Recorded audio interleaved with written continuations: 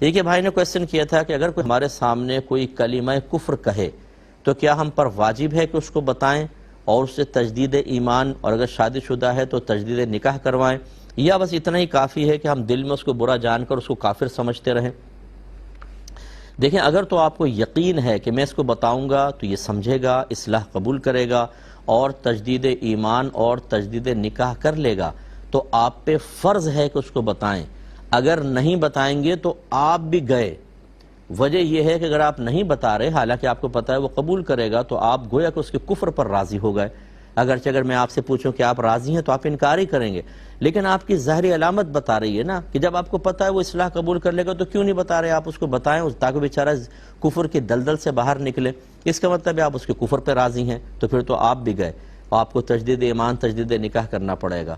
تو اس کو بتانا واجب۔ لیکن اگر ایسا نہیں ہے، آپ کو یقین ہے کہ مانے گا نہیں، جھگڑا کرے گا، لڑے گا اور اس کا مطلب ضد اور انانیت بڑھے گی، ایسے موقع پر اگر آپ خاموش ہو جائیں تو کوئی بات نہیں۔ جیسے گھر میں بعض اوقات غصے میں آ کے کوئی غلط اپنے لیے کلمات کہنے کی کوشش کرتا ہے، اگر آپ کو یقین ہو کہ اس کو اور بتاؤں گا تو اور کلمات کفر کہنا شروع کر دے گا، کیونکہ بعض جاہل غصے کے اندر میں نہیں مانتا ہوں فلاں